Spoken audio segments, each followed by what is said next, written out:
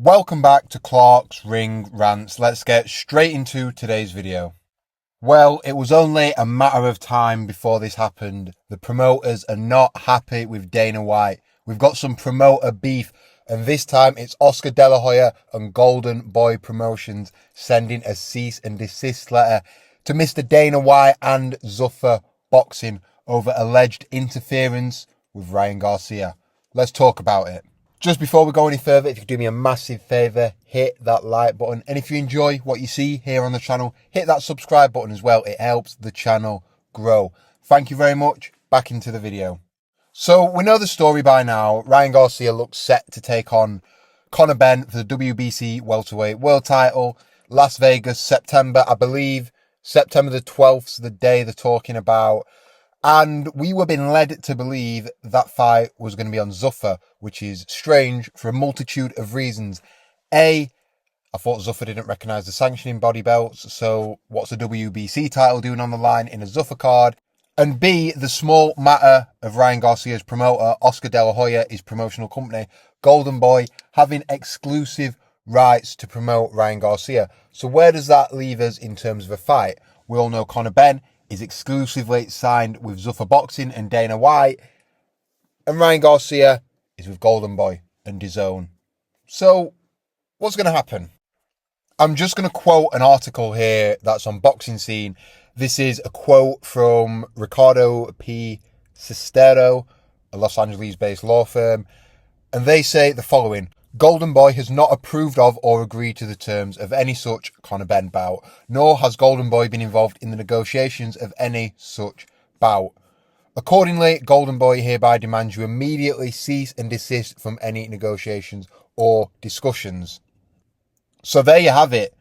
Oscar De La Hoya, Golden Boy, they're not happy. They do not like the way that Dana White and Zuffa Boxing are conducting business, as they believe they're interfering with fighters, the tapping up fighters that are tied down to contractual agreements.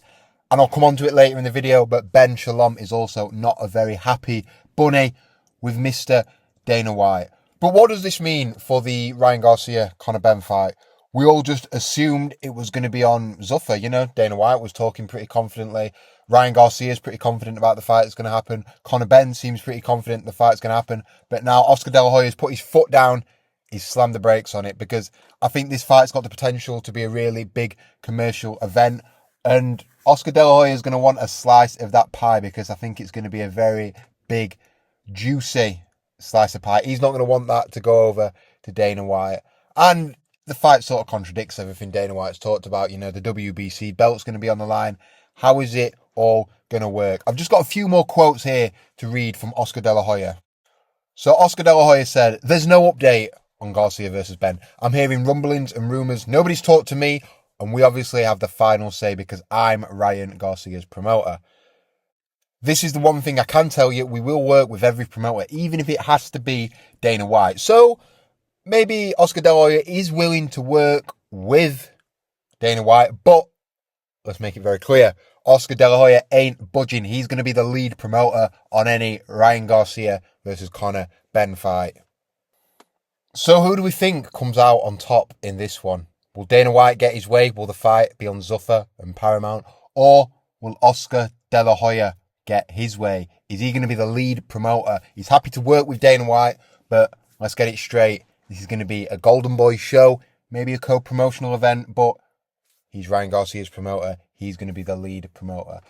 If this fight is to happen, something's got to give. Someone's got to budge. Someone's got to concede a little bit of ground, but who it's going to be, I'm not too sure. We know Dana White, Zuffa, Turkey, they have those very, very deep pockets, and they don't seem to be afraid of a legal dispute.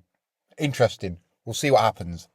And then we move on to Mr. Ben Shalom, who's also not a very happy bunny with a certain Dana White. He's a bit cheesed off, and the reason he is not very happy is because allegedly Dana White, Zuffa, they've been making illegal approaches for fighters that are signed to Boxer and Ben Shalom and pinching them and sticking them on their shows.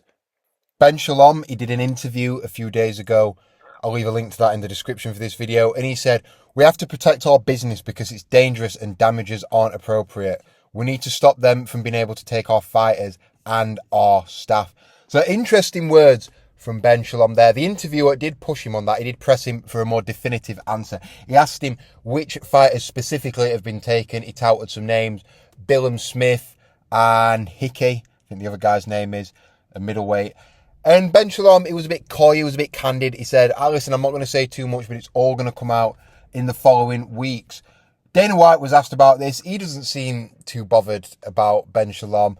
You know, they seem to have a bottomless pit of money. So the promoters are going to have a real fight on their hands to keep hold of their prized assets.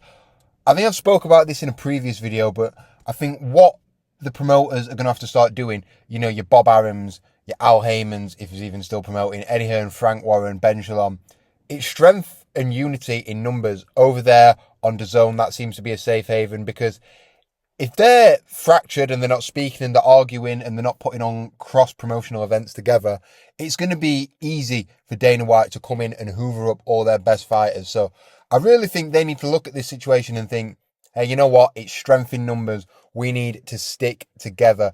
Otherwise, Dana White's going to get a real foothold in the boxing game soon. He's annoying a lot of people. He's rubbing a lot of people up the wrong way.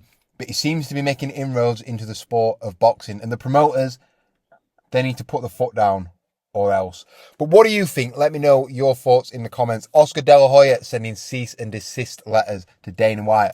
Ben Shalom pursuing legal action against Dana White.